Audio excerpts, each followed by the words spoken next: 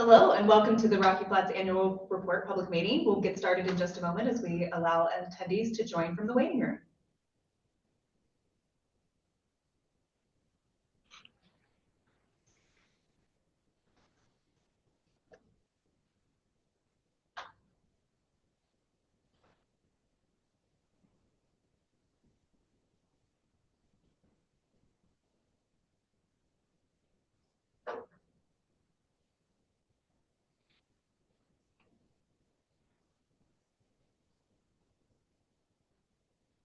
Okay, let's get started.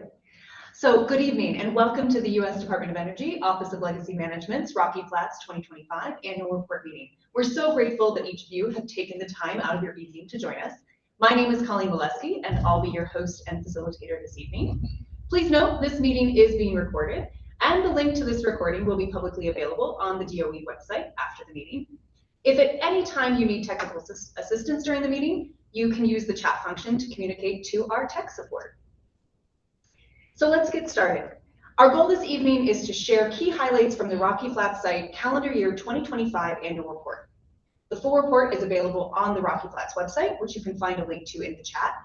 It is a lengthy document, so know that if you are trying to download it, it may take a few minutes, even if you have very fast internet speed. So our goal tonight is to really provide you with the key insights from that report. I'm joined tonight by many subject matter experts who are going to share a brief history of the Rocky Flats site, as well as an overview of the 2025 surface water monitoring, groundwater monitoring, site operations, and ecological monitoring. And after the presentation, we'll have time for Q&A and a public comment period. So before we dive in, let's actually get grounded in how we're going to operate today. So to ensure that you and your fellow community members have a positive public meeting experience, we're going to invite you to embrace some of our public engagement norms. So you can probably already tell, participant microphones and cameras will be muted throughout to ensure that we have a distraction-free meeting.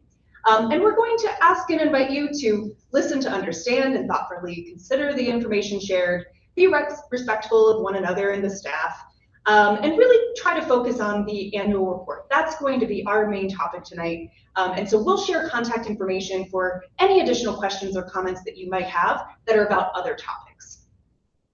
We do encourage you to ask questions throughout, so you'll be able to submit them. We will answer those questions at the end of the presentation, but feel free to submit them throughout the presentation. Know that we may combine similar questions and that we're going to prioritize questions that are most relevant to the content shared from the annual report. Following the Q&A, we will have time. We'll open the floor for public comment. And at that time, we'll invite you to raise your hand and you'll be invited to come off mute at that time when it is your turn. I'm going to make a few notes about Q&A functionality, just so if you are trying to submit them throughout the presentation. If you are on a Zoom app on your phone or computer, you should see a Q&A feature button in Zoom to be able to submit questions to at any time. And you'll just type it in the chat box and ultimately submit and click send. If you are on a Zoom browser, so that could be on your phone or on your computer as well, you will not probably see the Q&A feature, and so we do invite you to use the chat. So if you can take a moment to see if you have the Q&A button or just the chat box, we'll be pulling questions from both of those in order to ask our great subject matter experts the questions that you have about the report. So with that, I think all of the logistics are taken care of, so let's get started. I'll invite Michelle Franke to provide an overview of the Rocky Flats site. Thank you, Colleen. I'm Michelle Franke. I'm the site manager of the Rocky Flats site, and I work for Department of Energy, Office of Legacy Management.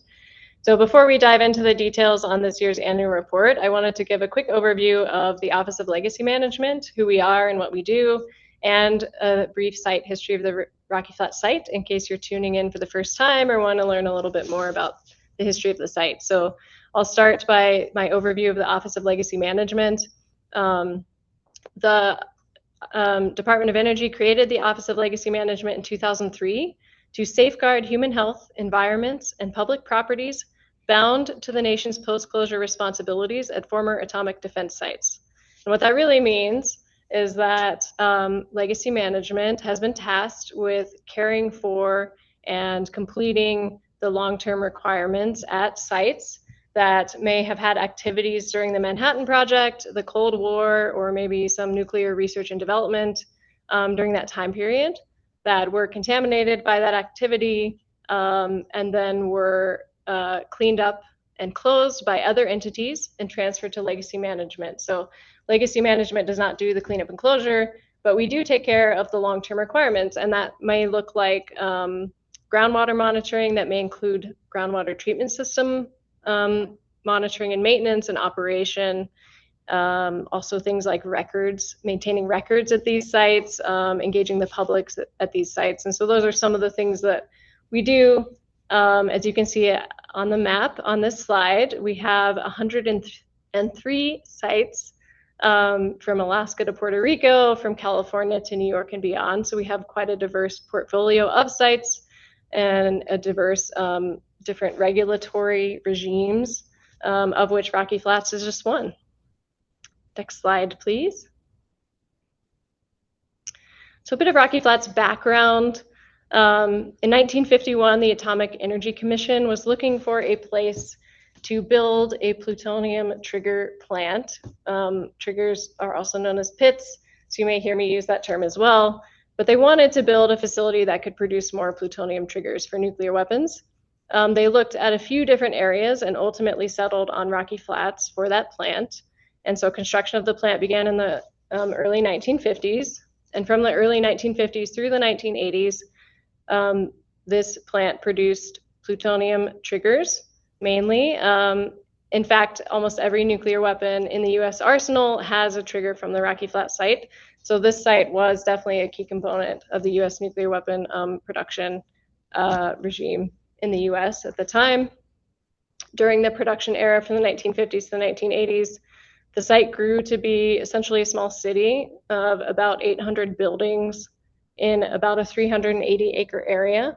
And those buildings included, of course, plutonium trigger production facilities, but also uranium facilities, things like banks, cafeterias. They had their own fire department, their own police force, and things like that. So it really was a small city. I think it's been described once as having everything everyone needed except a place to sleep at night, because no one stayed overnight there. And then that production area, again about 380 acres, was surrounded by what was called a security buffer zone, which, as the name might suggest, was really a buffer from the secretive plant and the public. And so this was largely undeveloped land that surrounded this plant. In the early 1990s, the US decided that it no longer needed this facility. And so at that point, the site went through one of two major transitions. This was a transition from operation and production to cleanup and closure. And so that project began in 1995. And it was a huge undertaking. It included taking down all 800 buildings, except for two sheds that were constructed after 9/11 at the entrances to the site, the east entrance and the west entrance, to inspect vehicles coming and going from the site. Those two remained, but all the other buildings were taken down. Additionally, the soils on site were evaluated for contamination, and areas where the contamination was higher than the cleanup standard were excavated, and so all that soil was also shipped off site. And clean fill was brought in to fill in these areas. The groundwater was characterized, the surface water was characterized, the air was characterized. So there was a lot of environmental sampling and characterization done during this period. That cleanup and closure project ended in 2005. One of the very unique things about Rocky Flats is that all that waste associated with taking down the city and cleaning up the soils and things like that was taken off-site. So Rocky Flats does not have what we would call a disposal cell on our site that encapsulates waste from the city. It was all shipped off. And then at cleanup and closure, the site was divided into two areas. So if you go to the next slide, you'll see a map that I think better depicts what those two areas are. So when this plant was operational, the total size was about 6,500 acres. And again, within that, sort of in the center, was about a 380 acre city where all the work occurred. So at closure, the site was divided into two areas that you can see there. So first, we'll talk about the yellow area in the center. That is the central operable unit, and that is what the Office of Legacy Management still maintains and monitors in perpetuity, because there is some residual contamination there that does require some institutional controls, also known as use restrictions, and continued groundwater treatment. And then surrounding that, you see the green area. That at the time of closure was called the peripheral operable unit, but really that consisted of, again, that largely undeveloped security buffer zone. So that area was extensively characterized and sampled, and based on the sampling results, are two regulators at the site. The first being U.S. Environmental Protection Agency, and the second being the Colorado Department of Public Health and Environment, determined, based on all the data collected and the risk assessments done, that that land was suitable for what is called unlimited use and unrestricted exposure, essentially any use. And so, again, that land could be used for anything, but ultimately it was already earmarked to become a wildlife refuge. And so that land was transferred to the U.S. Fish and Wildlife Service and is now part of the Rocky Flats National Wildlife Refuge. If you go to the next slide. So our activities on site today are governed by the Rocky Flats Legacy Management Agreement, and you'll hear us talk about that a lot as we go through the presentation. We also refer to it as the RFLMA, so you may hear that as well. And that's a document that is publicly available that spells out all the requirements that we have to meet, including the water standards that we have to meet in our groundwater wells and in our surface water sampling locations, the monitoring frequency, the reporting frequency, things like when we need to meet with the regulators. It does include a consultative process. So as issues arise, we would meet with, again, Colorado Department of Public Health and Environment and the U.S. Environmental Protection Agency, who are the other parties to this agreement with us.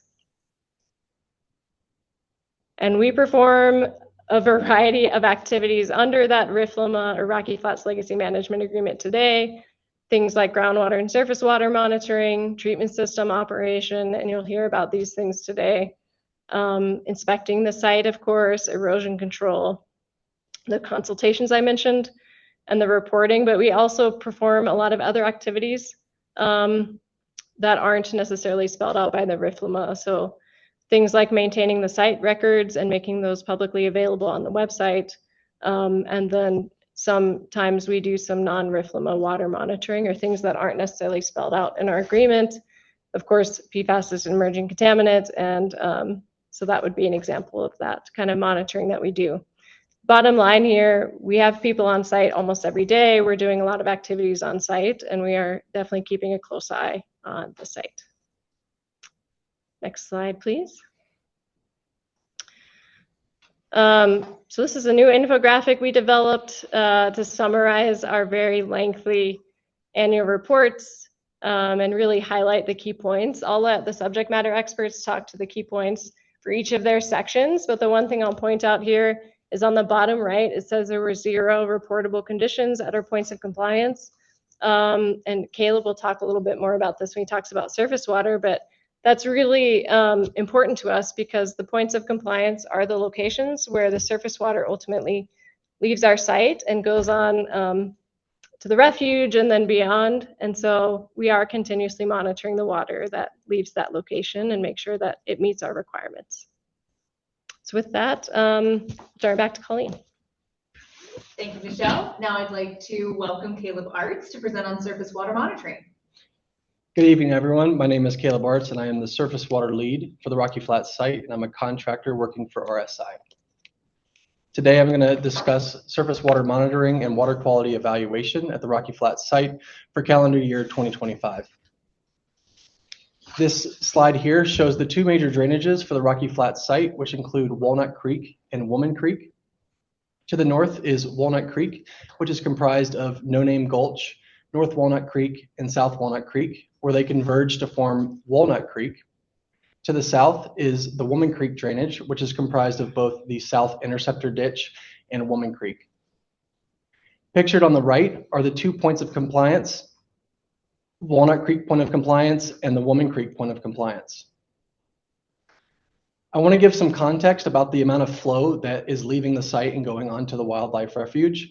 It's relatively low when you compare it to other streams and rivers that you may see in town, like Westminster or Broomfield. For example, the average daily mean flow rate for WALPOC, so the Walnut Creek point of compliance during calendar year 2025, was 0.023 cubic feet per second, with a maximum daily average of 1.6 cubic feet per second. Woman Creek flows a bit more continuously than Walnut Creek and has an average daily flow rate during 2025 of 0.16 cubic feet per second, with a maximum flow rate of 6.17 cubic feet per second. For additional context, I mentioned that these flow rates are relatively low compared to something you may see walking around town. For example, a few miles to the east, the USGS monitoring station called Big Dry Creek at Westminster, during 2025, their average flow rate was 10.45 cubic feet per second, with a maximum flow rate of 154 cubic feet per second. So you can see that relative to other creeks and streams you may see, we have a relatively low flow going off the site and onto the wildlife refuge. Next slide, please. So this slide serves to show the layered approach in which surface water is monitored across the Rocky Flats site. And what I mean by layered is essentially that surface water is monitored more than once as it flows downstream towards our points of compliance that Michelle mentioned earlier.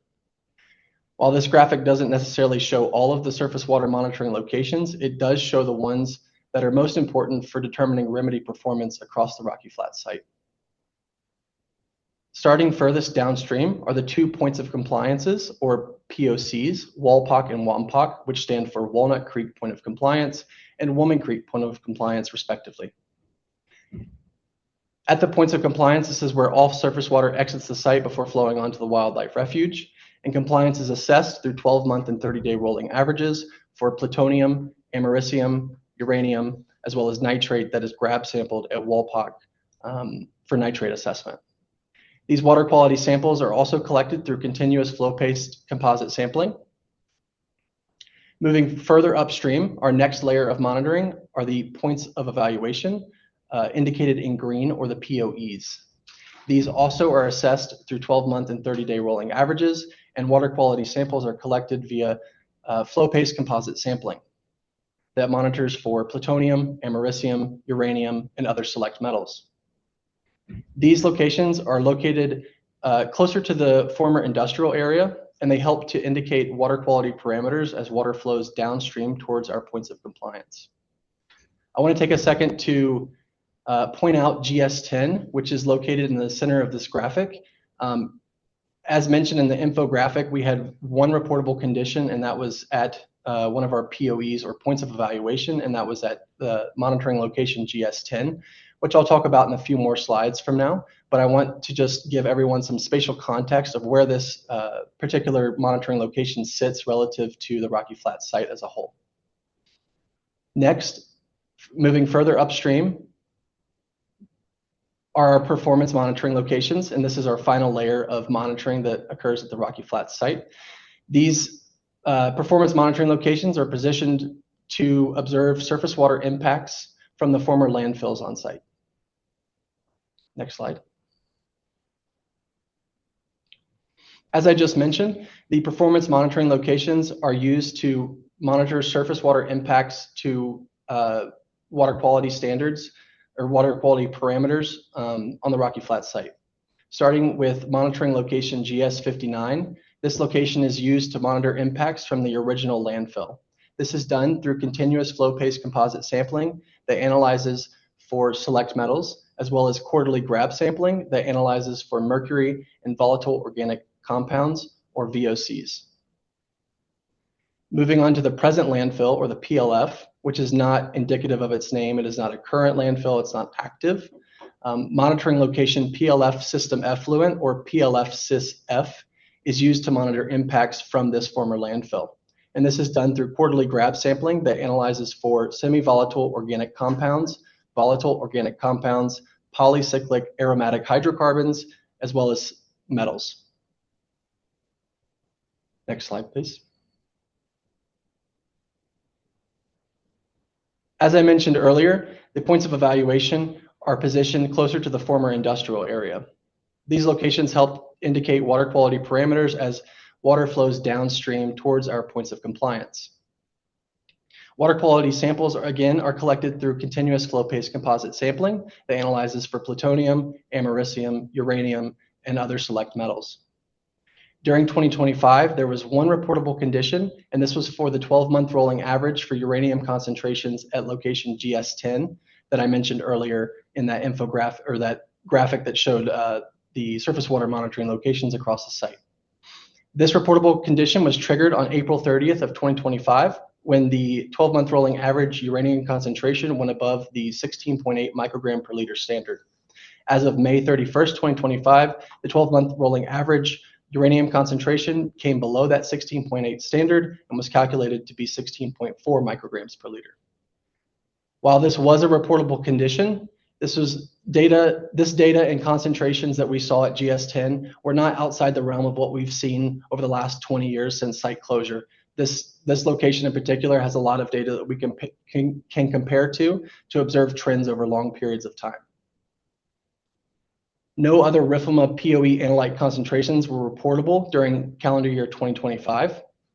And I've talked a bit about reportable conditions, and essentially what this means is when either the 12-month rolling average or the 30-day rolling average goes above the applicable water quality standards that are found in Table 1 of Attachment 2 to the RIFLMA, a reportable condition is triggered. Figure 6 of that same Attachment 2 is a flowchart that outlines the steps that we then take to address this reportable condition. After data is validated, the Department of Energy has 15 days to notify agencies and the public. Additionally, after data is validated, a 30-day window is given to submit a plan and schedule with regulators for an evaluation of a path forward. Next slide, please. As Michelle mentioned, last year, in calendar year 2025, we had no reportable conditions for our point of compliance monitoring, which is ultimately where all of the surface water exits the site. Compliance is assessed again through 12-month and 30-day rolling averages. These water quality samples are collected again through flow-paste composite sampling. This composite sampling is obtained from automatic samplers, in particular ISCO auto samplers. At the points of compliance, there are actually two of them. The first of which is basically functions during normal flow conditions. The second of which would trigger during high runoff events or flood events. The second one is used essentially when we have a large runoff event. That first sampler would start to fill up, and then the second one triggers at a higher pace, which then collects more continuous grab sampling throughout that entire period so that we can monitor continuously and sample continuously through these large rain events. Next slide, please. And with that, I think that's all I have. Yes, thank you, Caleb. So we'll transition from surface water to groundwater. So over to you, John Boylan. Thank you. My name is John Boylan. I'm the groundwater lead for Rocky Flats. I also work for RSI, the contractor to Department of Energy Legacy Management. And I'll talk to you about groundwater monitoring and operations during calendar year 2025. Next slide. So the monitoring network, as an overview, was established over many, many years of pre-closure sampling. Prior to closure, we had up to 1,500 monitoring wells, and the samples that were collected from those wells over the years defined the areas of groundwater that had been impacted by historic operations of the Rocky Flats plant. Those areas are now within what is now the Central Operable Unit, the COO, the Rocky Flats site, and what Michelle talked to you about. An important factor in the entire hydrologic system at Rocky Flats is that impacted groundwater discharges to surface water before that surface water exits the central operable unit. And Caleb mentioned the layers, the multi-layered surface water monitoring, where the water that leaves the site has been monitored upstream. So it leaves the site at the POC, it's been monitored upstream at the POE, but in fact it's also been monitored at the monitoring wells that are up gradient of those streams. So this groundwater is monitored currently using 88 RIFLMA or Rocky Flats Legacy Management Agreement monitoring wells, and those are divided into 4 well classifications that I'll go into in a minute. Each of those classifications is assigned a monitoring frequency, and each well can have several monitoring objectives. Those objectives, as well as the frequency of sampling, the decision rules for that well, in other words, what to do with the data, the contaminants, the analytical suites, and so forth. Those were all defined in the early 2000s over a lengthy process that involved EPA, CDPHE, Department of Energy, as well as representatives from the cities in the area that were most interested in Rocky Flats cleanup and closure. Next slide. During 2025, the monitoring network did not receive any changes. We still have the 10, what we call RCRA wells, Resource Conservation and Recovery Act. These wells are monitored most frequently of all our wells, and they serve to assess whether the closed landfills on site are impacting the groundwater. And again, those landfills are the original landfill and the present landfill, which, as Caleb mentioned, is not presently active. It's just called the present landfill. And then the most important class of wells is the 9 area of concern wells, or AOC wells, and the surface water support location. They're most important because they're where impacted groundwater could discharge to surface water and impact the surface water quality. And because of their importance, they are also defined in the RIFLMA, the Rocky Flats Legacy Management Agreement, with reportable conditions. That's the only class of wells that has reportable conditions defined. And unlike surface water with a 12-month rolling average and the 30-day average, in terms of reportable conditions for the AOC wells and the surface water support location, what defines a reportable condition is 2 consecutive results from the routinely collected samples exceeding the RIFLMA standard for a specific contaminant. So if we have two concentrations above a standard in 2 consecutive samples, that well is now reportable. And per the flow chart, the decision rules in the RIFLMA, we being DOE, meets with CDPHE and EPA to establish and determine the path forward. Then there are 27 Sentinel wells that are monitored semi-annually. They're located downgrading of plumes in the treatment systems. They look for evidence of the plume migration, and 42 evaluation wells that are sampled every other year. They were not sampled in 2025. They're located within plumes, near source areas, and the interior of the central operable unit. They evaluate whether monitoring of a specific contamination area can cease. And then there are the treatment system locations. Next slide. This map shows the arrangement and distribution of monitoring wells. The most highly visible are those pinkish ones. Those are the evaluation wells that, again, are located in kind of the center of the central operable unit, as well as source areas and where the plumes are at the highest concentrations.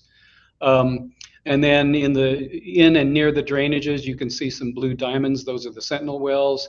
And on the areas up gradient and down gradient of the closed landfills, you can see yellow dots that are the RCRA wells. And then if you look carefully, there are orange plus symbols down in the drainage bottoms. Those are the AOC wells. Next slide. So in 2025, on our schedule was to monitor the 46 wells, that is all the wells except for those evaluation wells, plus the surface water support location and the treatment system locations. And what did the data say? It was basically consistent with what we've seen in previous years. And in fact, the statistical results from the RCRA wells were almost identical to what we've gotten in previous years. And the AOC wells downstream of those contaminant plumes did not exceed the applicable RIFLAMA standards. We had no reportable conditions. If you want to look at any of the details on those, the annual report has a lot of information and details on that. Next slide. This map shows where the treatment systems are, and Caleb has already talked a bit about the PLFTS, or present landfill treatment system, up on the north. I'll talk about the Solar Ponds plume treatment system in green, top center. The East Trenches plume treatment system, also in green toward the right, and the Mound Site plume collection system, which is kind of in the center but is in brown. The Mound Site plume collection system, or MSPCS, used to be a treatment system, but we no longer treat water there. Instead, we transfer the collected groundwater over to the East Trenches plume treatment system for treatment. Next slide. Before I get into the chart, the treatment systems continued to collect and treat contaminated groundwater. What was discharged had lower concentrations than what came in. The effluent from the East Trenches plume treatment system met all the applicable RIFLAMA standards. And that particular system, the ETPTS, treats groundwater from several different source areas, including the East Trenches plume and the Mound Site plume. The contaminants are chlorinated solvents, which are a component in volatile organic compounds that Caleb mentioned, the VOCs. And the main one is trichloroethene, or TCE. And so if you look at the chart, what we have is it's a time series plot where the concentration is on the vertical axis. And I'll point out that each level is 10 times higher concentration. It's a logarithmic scale than the one below. And then across the bottom is time, going from January 1st of the year 2000 through the end, December 31st of 2025. And then in the chart, you can see a dashed pink line. That's the TCE standard, again, because TCE is the contaminant that is at highest concentration in the water. The sharp red triangles that are connected by lines, what that is for each sample that is analyzed for VOCs, the detected compounds, the concentrations of each of those detected compounds, they're all added together and you get a number, and that number is posted on the chart, and that's what you're looking at. Is essentially the total VOCs detected in that particular sample. And so the ones in red are the raw untreated water that's coming into the treatment system, and the ones in green are the same as the total detected VOCs in that sample in the water leaving the treatment system after it has been treated. And you can see that the concentrations in the treated water were much higher before, i.e. to the left of that vertical dashed green line. And that vertical dashed green line represents when we changed over to treating water with an air stripper instead of passive flow-through treatment media. And that was a much more effective, as you can see, much more effective treatment method. And we are also at that point transferring the Mound Site plume collection system water over to the East Trenches plume treatment system for treatment. And then to the right of that green line, the vertical dashed line, you can see the concentrations in the effluent are much, much lower, and they're below the TCE standard. And in fact, there's a gap in the line there for 2024 because we didn't detect any VOCs in the samples of effluent collected in 2024. Next slide. At the Solar Ponds plume treatment system, this is a significantly different treatment system, not just because it treats uranium and nitrate instead of VOCs, but also because it has received much more attention post-closure. The effluent from the SPPTS met the RIFLAMA nitrate standard, And that's despite the fact that we have expanded the groundwater collection infrastructure over the years, including in 2024. And it now collects groundwater and treats groundwater with much higher concentrations of nitrate and uranium than what was in the untreated water prior to closure. However, the uranium treatment is not as effective as it is. Well, it wasn't as effective as it needed to be. And so in 2025, in the summer, we installed a new uranium treatment component, or UTC, that summer, and went through 2 months of performance testing, and adjustments and optimization have continued into 2026. It's designed to remove uranium so that the solar ponds will meet the site-specific standard of 16.8 parts per billion. And I should point out that the influent to that treatment system includes both Rocky Flats contamination as well as natural uranium, and that can be an important distinction because the most productive vein-based uranium mine in the United States is 5 miles from the central operable unit. So there's a lot of natural uranium present. Rocky Flats plant, however, did not work with natural uranium. It worked with chemically modified uranium that's called enriched uranium or depleted uranium. And so with some specialty analytical techniques, the difference between that so-called anthropogenic or modified uranium and natural uranium can be teased out, and that way we can tell whether what we're seeing in a uranium sample is due to Rocky Flats contamination or what was there naturally. And we still, when it comes to surface water standards, we still is 16.8 parts per billion. It doesn't care what flavor of uranium it is. We still have to meet that standard. But in fact, downstream at the point of compliance, Walpock, that continued to meet the RIFLMA standard when it was flowing. Next slide. The pictures on the left focus in on that UTC. The top left shows what looks like 2 rectangular buildings. Those are actually connexes or cargo containers. And the one on the left is the new uranium treatment component that was designed and manufactured offsite, and then after we had installed the utilities and the plumbing and electrical, we brought that in, set it down in the proper location and hooked it up, added some solar panels to the roof so that it would have adequate power.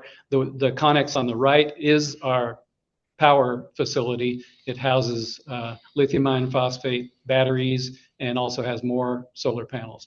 So the electrical power that we need to treat this water, both for uranium in the UTC, that Connex on the left, and then the nitrate treatment component, which you can't really tell, it's in the foreground by those 2 connexes.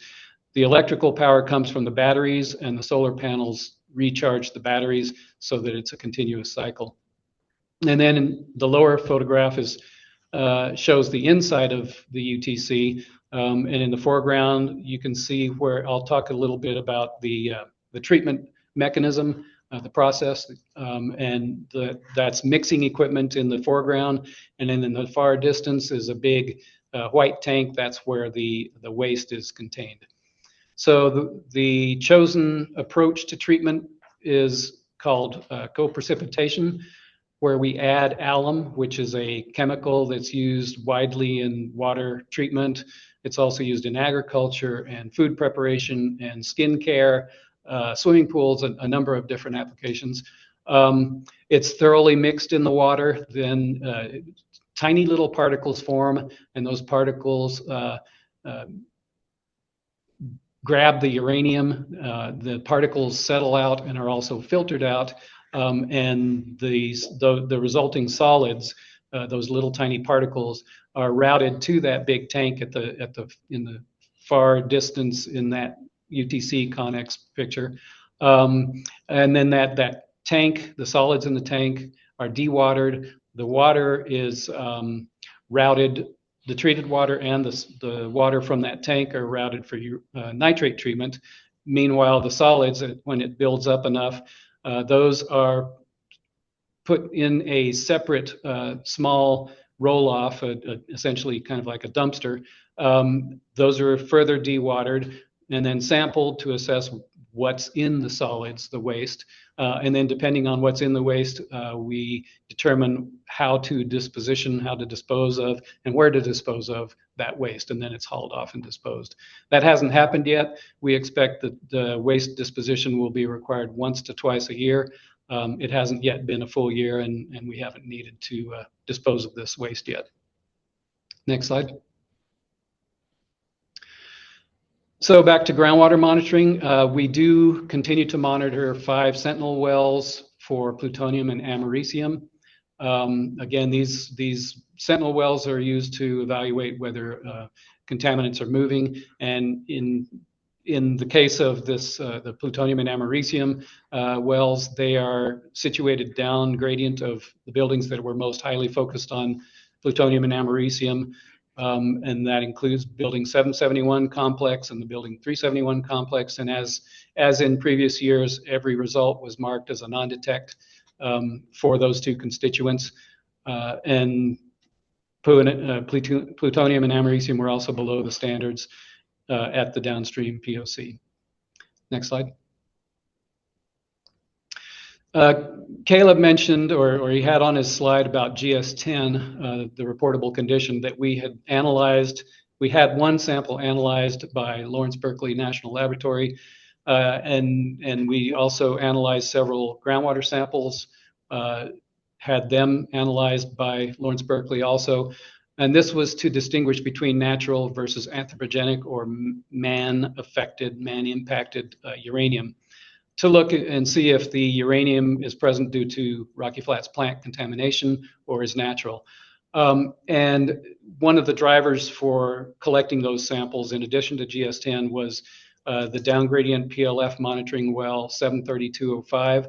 And that's because it has elevated uranium, relatively speaking, as well as a statistically increasing trend in uranium. And so we wanted to know if that's contamination coming out of the landfill or if it's natural. And it was determined to be 100% natural uranium, not contamination from historic activities.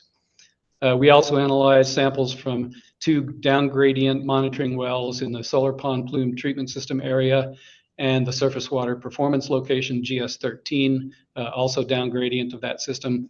And the results were consistent with what we've seen in that area before, roughly 3/4 to almost 100% natural uranium. And then the last of those samples was collected from a location at the upstream end of the groundwater collection component that I mentioned that was installed in 2024. And as that is much closer to the source area, we expected we'd have higher concentrations of anthropogenic uranium, and indeed we did. It was 93% anthropogenic. So that was reaffirmed our expectation. Next slide. Thank you. Thank you, John, for the updates on groundwater. So as a reminder, if you have any questions on the content as it's being presented, feel free to submit that to the Q&A or to the chat. And next, I'd like to welcome Robin Collard on site operations. Hello, I'm Robin Collard, and I'll be covering site operations. I'm the RSI Technical Manager. And next slide. All field activities were conducted safely and successfully. The annual inspection was conducted of March of 2025. We had no violations of physical or institutional controls. There were no significant subsidences or erosion. Our roads are evaluated year-round. In June of 2025, the roads were regraded, road base was added, and rock crossings were refurbished, and then a dust suppressant was applied. Next slide, please. The signs and the fences are inspected quarterly. We have about 250 signs that are attached either to the gates and or to the fencing around the central operating unit. We have a lot of elk, so wildlife and wind are our most common causes of damage. The signs and fences are repaired and are replaced as required. Next slide, please. The Pleasant landfill, in name only, we have quarterly and weather-related inspections that were performed on the PLF, and they are performing as designed. What would cause or invoke a weather-related inspection would be if we were to get 1 inch of rain or water or more, or 10 inches of snow or more within a 24-hour period, and that is an institutional control per RIFLAMA. Next slide, please. The OLF was inspected as required, and in October of 2025, the RIFLAMA parties agreed to modify the inspection frequency from monthly to quarterly. We have 8 landfill settlement monuments that are surveyed quarterly, and the conditions are within the design criteria. There was no slumping observed at the OLF hillside during calendar year 2025. Next slide, please. In North Walnut Creek slump, the nearby infrastructure remains operational. The swell and the rock crossings that were installed in 2019 to direct the surface water runoff away from the North Walnut Creek slump continue to function as designed, as do the inclometers and the piezometers that were installed in 2020. And in the 2025 survey data, it showed less movement than in prior years, with movement of approximately 0.2 inches per month, or for an average of 2.4 inches for the calendar year of 2025. Thank you. Next slide. Thank you, Robin. You're welcome. So now I'd like to invite our final presenter, Karen McShay, to talk about ecological monitoring. Hey, my name is Karen McShay, as Colleen said, and I also work for RSI, the subcontractor to LM, and I'm going to talk about ecology and summarize some of our activities that occurred in 2025. So starting with vegetation management, so we do have an integrated pest management program where we use a variety of tools to manage our noxious weeds, and herbicide use is one of those tools. And in 2025, we sprayed 136 acres with herbicides, but the majority of that was spot treated. So 135 acres were spot treated. So spot treatment is a very precise method that targets noxious weeds and has very little effect on some of our natives that we have out at the site. We interseeded approximately 3.4 acres of throughout the site, and the purpose of that was to increase vegetation diversity and cover throughout the site. And last year we mainly used rabbit brush, which is a native shrub in Colorado, and we wanted to increase the shrub component in some of our areas. So we also mowed and trimmed vegetation on about 14 acres and along 16 linear miles on the site. And this was done along roads and next to our equipment, and also on the terminal dams, those 3 remaining dams on site. And the purpose of this vegetation management was to reduce the potential for wildfires, to increase our safety, so the personnel that have to go around the equipment and maintain the equipment to make sure that they're safe out there, and also to allow an easier inspection of those terminal dams. So for vegetation monitoring, we conducted vegetation monitoring for a variety of reasons that's listed on the slide here, and including Preble's mouse, habitat mitigation, and also for erosion control or soil stabilization. And many of these areas that we monitored were disturbed from projects that occurred approximately 5 or so years ago. As an example, the original landfill hillside stabilization project that was completed in 2020. So since the completion of that project, we have been monitoring the area and to make sure that the revegetation has been trending towards success. And the data does show that revegetation in these areas is doing well and has met our stabilization success criteria.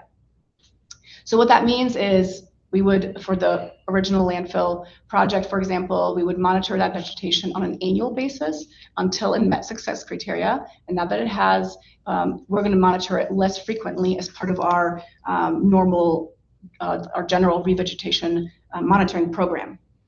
And as part of that program, we monitor all the revegetated areas approximately every 3 to 4 years to make sure that vegetation is doing well and that we don't see any issues that we need to address. So before we move on to the next slide, I want to talk about this picture that was taken in June of 2025.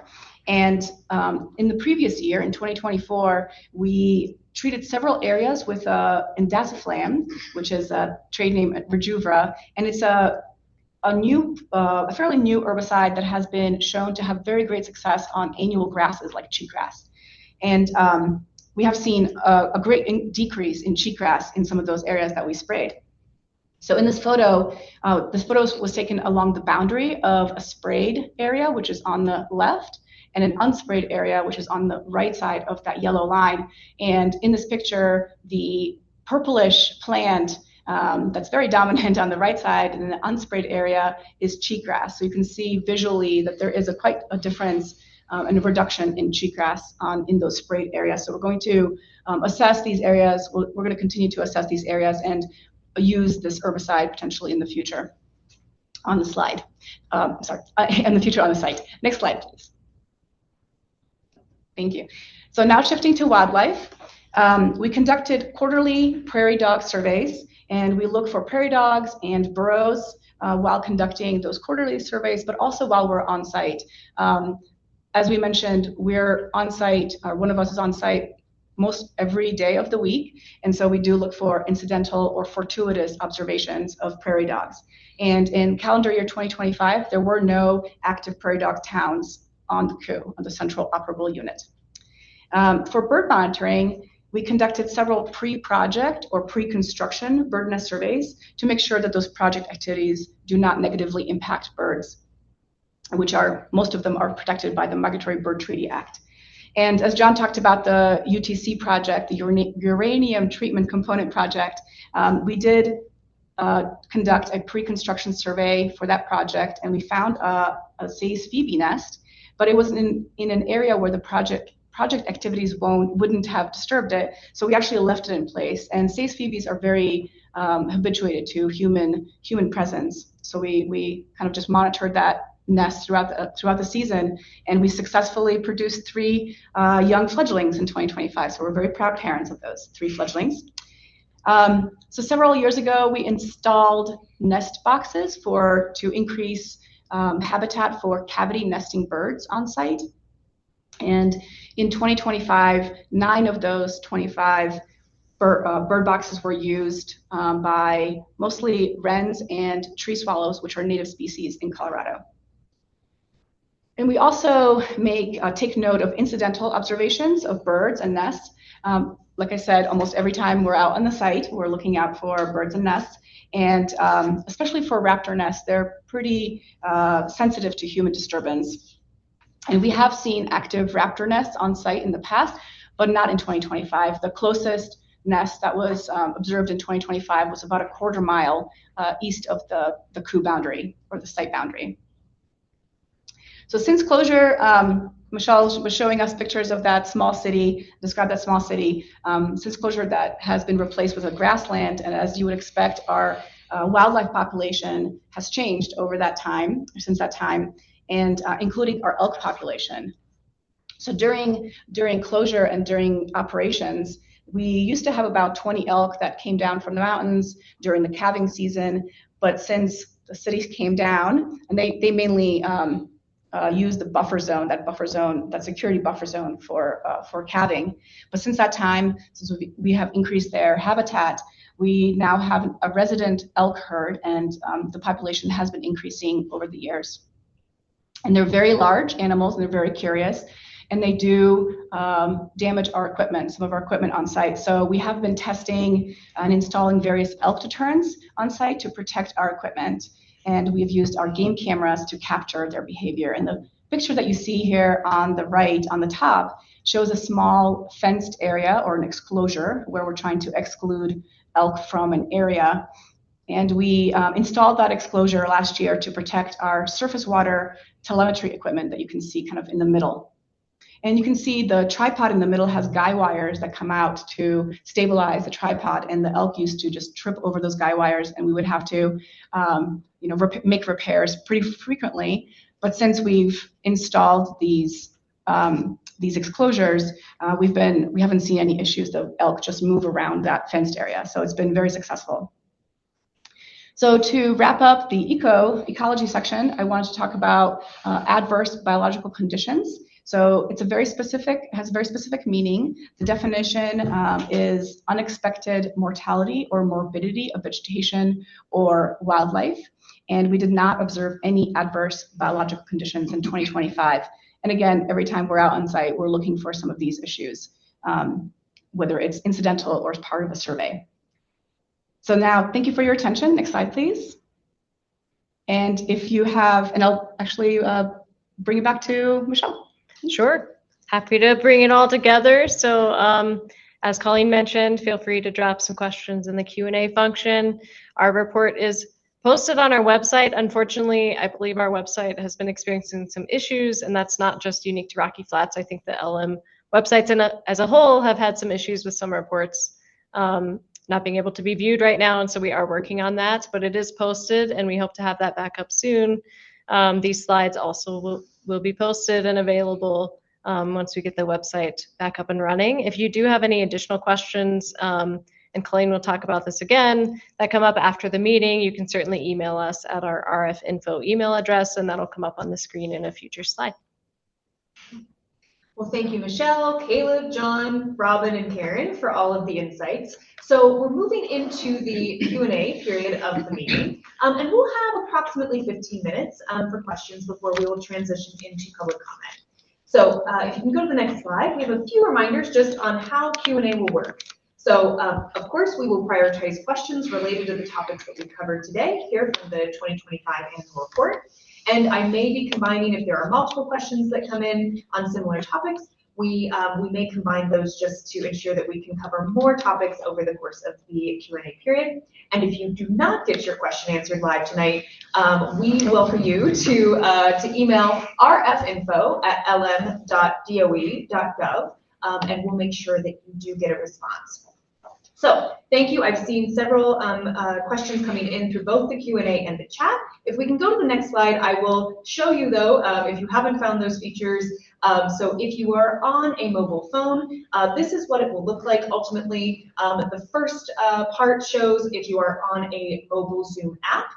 You will actually see the Q&A feature. If you are on a mobile Zoom browser, you will need to submit it in the chat because you won't have access to the Q&A. And if you go to the next slide, this is what that feature will look like if you are on your computer. So thank you so much to everyone who's already submitted questions. I think we have some ready to roll.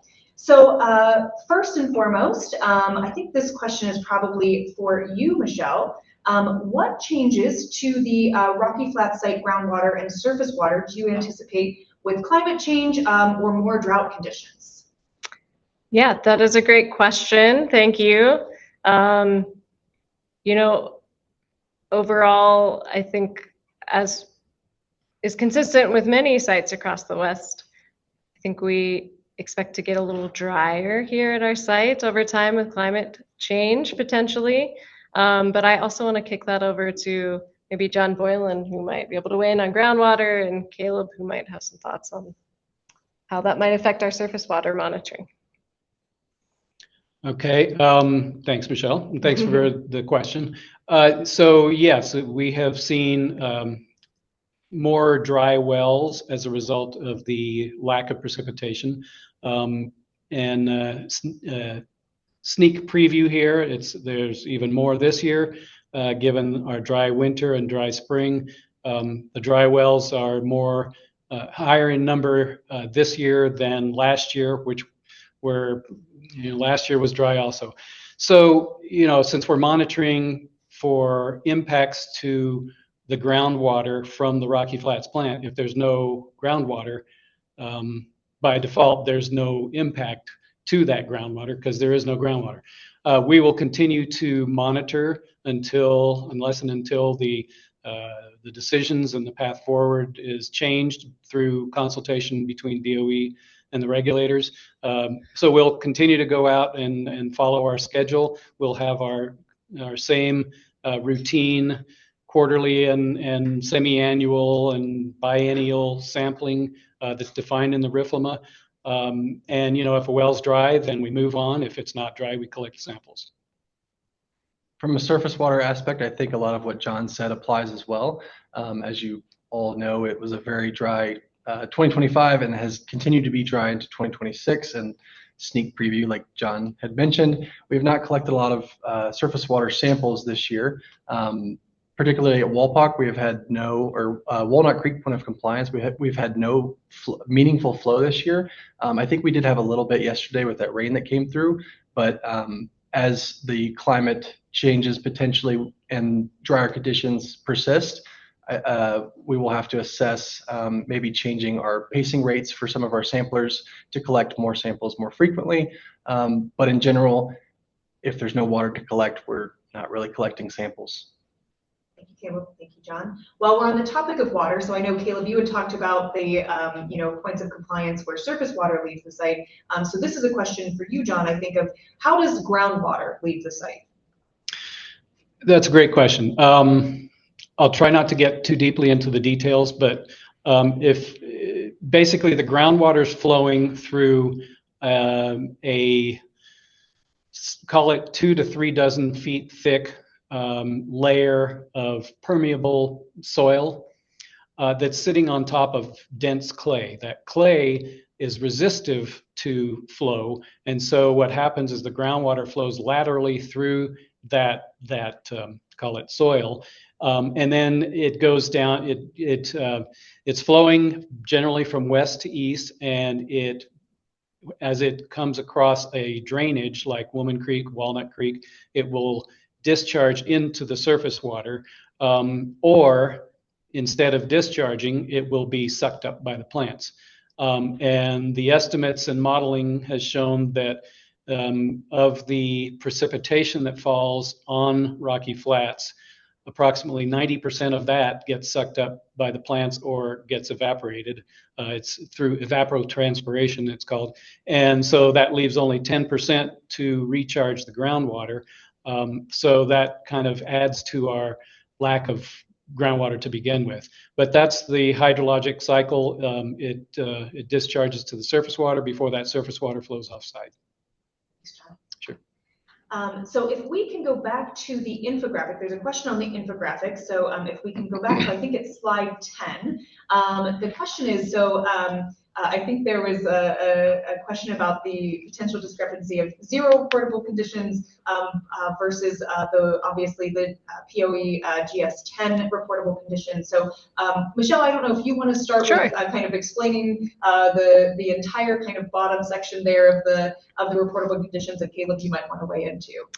Yeah, I'll definitely be happy. So under reportable conditions, you'll see 3 different categories there. The top one being area of concern wells, and John talked about that and what would lead to a reportable condition at those specific wells. We did not see any reportable conditions there in 2025. And then underneath that is the surface water point of evaluation sampling category. And so Caleb talked about on that map, those are those green locations that are upstream of our points of compliance. And so that is where we did have one reportable condition at our location called GS10 for uranium. And Caleb did talk about that. And Caleb, I'll let you weigh in a little, again, like another high level summary of what that was in a second. And then underneath that, you'll see, again, in big letters, because the points of compliance there are where the water ultimately leaves our site for good. And so there were no reportable conditions there. So while we did have one above at the point of evaluation, we did not see that translate to a reportable condition at our point of compliance. So Caleb, if you want to weigh in a little. Michelle summarized that really well. Just from a high level, the one reportable condition, again, was for just one analyte at that GS10 location, and that was for the 12-month rolling average for uranium concentrations. And that was really the only reportable condition we saw across the site in general and for the points of evaluation. And like Michelle mentioned, ultimately, we are most concerned about reportable conditions at our points of compliance, where all of our surface water and kind of how John had mentioned, groundwater ultimately leaves the site and flows on to the wildlife refuge. I'd also like to real quick say, this is our first rolling out of this infographic. And so if you do have feedback, we do welcome that at our email. You can email us after this. Would love any candid feedback about how this is laid out. Thank you both. Mm-hmm. Okay, I think that Michelle, this might be for you as well. So everyone's referenced kind of the dry weather, and so of course that brings up community concerns as it relates to wildfires. And so what is being done at the site to respond to and or prevent fires in the area? Yeah, that's definitely on our minds. So I'll hit on two things, kind of two different aspects. One is that we do take great care when we do our work on site to try to prevent sparking a wildfire by any means necessary, right? So Karen mentioned we mow near our roads or near our 2 tracks where we're going to be driving. So we try to reduce the risk that we'd spark a wildfire from a hot vehicle. If we're going to conduct any work that has any risk at all of maybe producing a spark or things like that, that work is heavily reviewed by our site staff, health and safety staff, and other subject matter experts to see, first of all, do we have to do this work? Can we do it another way, right, so that we don't even have to risk, or to put a lot of safeguards in place to ensure that, we have people standing by with fire extinguishers and things like that when we're conducting this work. Or maybe we don't conduct the work on site, we can conduct it somewhere else. So we do have those kinds of things in place to prevent a wildfire. We have been meeting as well with local government fire departments in the area. So we had the first meeting with them on May 12th of this year to talk about the site and what a response at the site might look like. And then we have a follow-up meeting with them actually next week on July 1st, again, to talk about response to a potential wildfire at the site. Thank you. So I'm not seeing any additional questions coming in through either the chat or the Q&A. I'll give it about 15 more seconds to see if there's any kind of final burning questions. And then also a reminder again, if you dig into the 1,000-page report, if something comes up after you log off tonight, you think of another question, you are absolutely welcome to email rfinfo@lm.doe.gov, and then that way you would be able to get a response. I do see another one that just came up. So there's curiosity of when the PFAS monitoring report would come out. Yeah, that's a great question. So we do collect quarterly PFAS samples. So that report, those results are actually reported quarterly. And so there are already numerous reports on our public webpage, and we're actually about to post another one for first quarter of this year. So stay tuned. Thank you. Yeah. Okay. Well, I will move us then. Thank you for all of the great questions from our audience. Thank you for the great insights from our presenters. So I'm going to transition us then into public comment. So we'll also have about 15 minutes for us to be able to hear from all of you. So public comment really provides an opportunity for community members to voice their thoughts and opinions on relevant topics. And the way that will work today, so we are going to hear comments on a first come, first served basis until the public comment period is over. So similar to the Q&A, if you are not able to share your comment live tonight, we do invite you to email us. It's that same email address. So you'll be able to share those comments, share additional questions, and you won't be able to share visuals tonight if you do participate in the public comment. So if you have any visuals that would go along with your comment, you could also email the RF info box, and that is where we will be able to receive those. So in a moment, we will ultimately open public comment, and at that time, I'll ask that you raise your Zoom hand. If you want to take a moment to find that functionality on your screen. You are also welcome to practice that. So we will lower all the hands before we officially open the comment. So if you want to try that out, you're welcome to do that right now. So once I open public comment, you will raise your hand, wait to be called upon, and be able to have your 2 minutes to share your ideas. When it's your turn to provide comment, we'll ask that you state your name, your place of residence, and if you have any applicable organizational affiliations. You will have the opportunity to speak once, and you'll have up to 2 minutes to speak. You will not be able to transfer your time to any additional participants.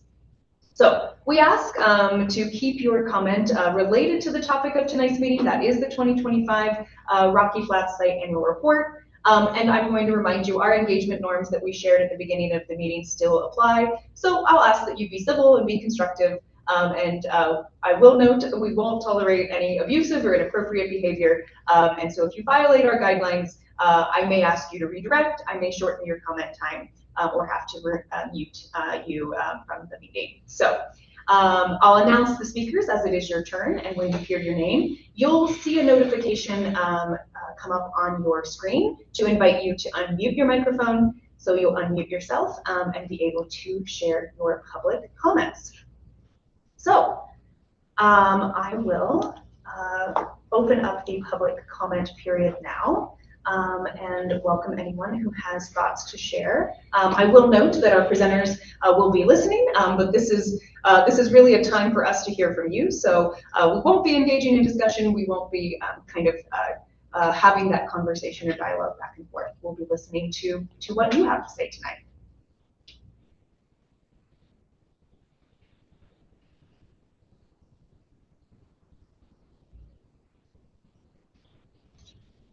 My mom was a public school teacher, so I do have a very good wait time. Next year we'll have music to kind of support this period of time.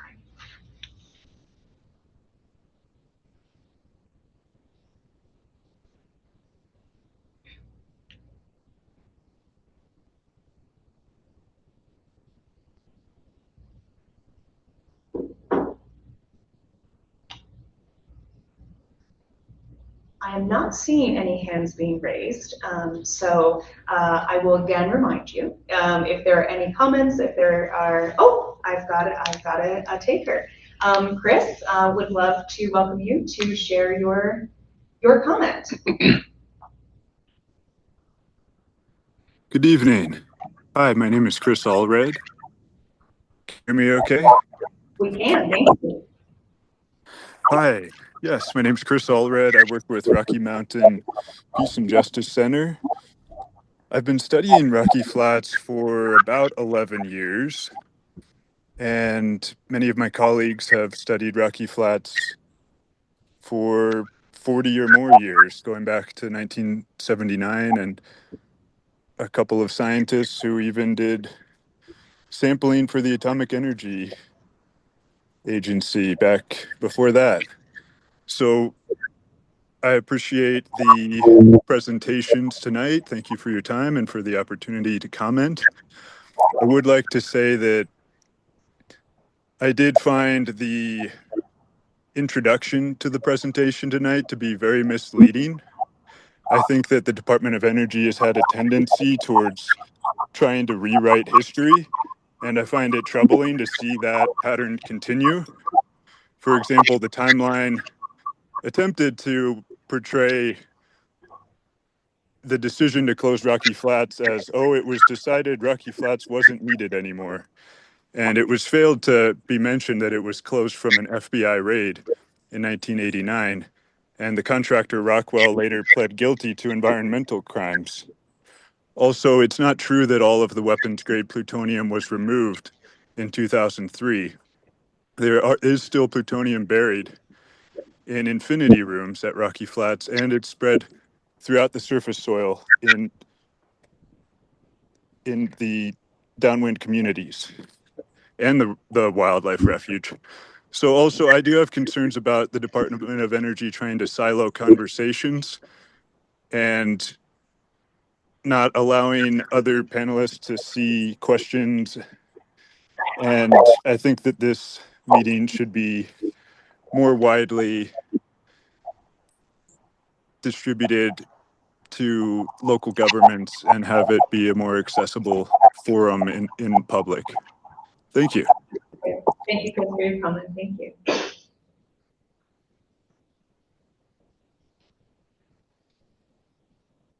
Are there any additional participants who'd like to share public comment tonight?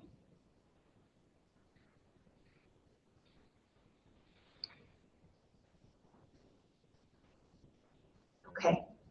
So seeing none, as a reminder, please do email the RF Info inbox if you have questions or comments that come up after you sign off tonight. And I think I'll turn it over to Michelle for a few closing words. Yeah, I appreciate you all coming. I appreciate the participation. Thanks, Chris, for making a public comment as well.